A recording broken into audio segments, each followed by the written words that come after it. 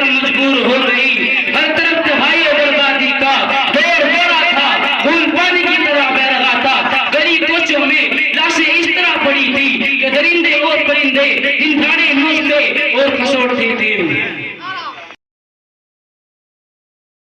तो ईद से दिलाता रहा परचमे इस्लाम अबरे दरखशा के रूप में, परचमे इस्लाम अबरे दरखशा के रूप में बुतकदों की चार दीवारी पर लहराता रहा।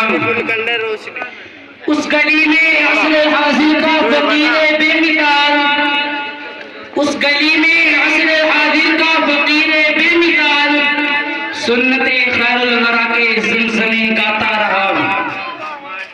मिल्लत इस्लामिया के तरखसिंदा सितारों, आज मैं आपके सामने इस्लाम के अजीम सबूत और मुसलमानों के एक अजीम मुहसिन का जिक्र खैर करना चाहता हूँ, जिसके फयूज़ से एक आलिम ने इस्तिफादा किया और कर रहा है, जिसकी बेबाक ज़बान और बेखूब कलम ने हजारों गुमराहों को राह हिदायत से रोशनास कराया, और जिसकी बेमिसाल क़ियादत में मिल्लत इस्लामिया हिंदिया ने अपने दीनों ईमान की हिफाजत के लिए तन धन की बाजी लगा दी और बेमिसाल कुर्बानियां पेश की।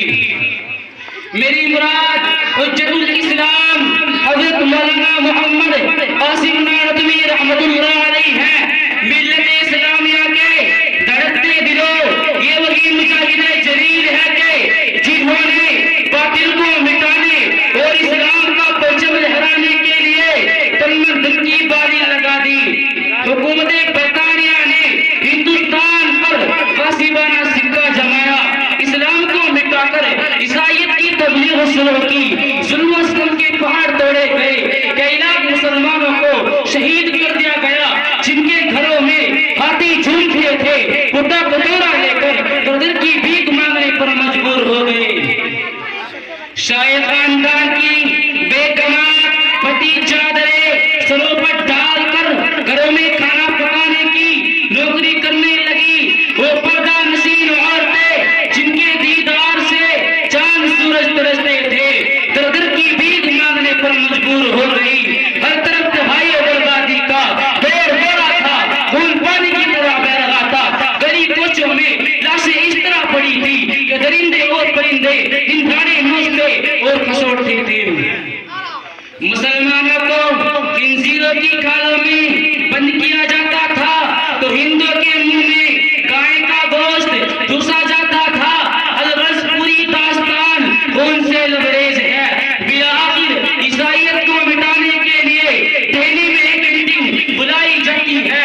बसातो बसियत का बेकर कासिम नादवी रहमतुल्लाह अलैहि दूरअंदेश से मशवरे देता है।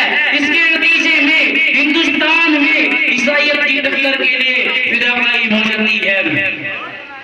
दोस्तों, उस अजीम हस्ती ने ईसाईयत को मिटाने के लिए क्या कुछ नहीं किया।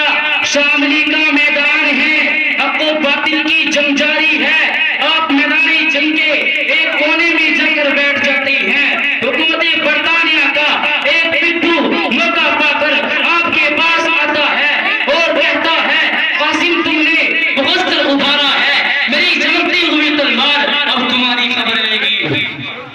बेसाख्ता मर्द मुजाहिद की ज़बान से ये अल्फाज निकलते हैं कि यार क्या बक रहा है, अपने पीछे की तो खबर ले, अकल से तोड़ा अंग्रेज जो ही सर घुमाता है। कासिम नादवी रहमतुल्लाह अलैहि की तलवार बिजली की तरह चमकती है और उसको जमीन पर तरफा देती है। इसी जंग में मौसूफ की कंपनी पर गोली लगती है।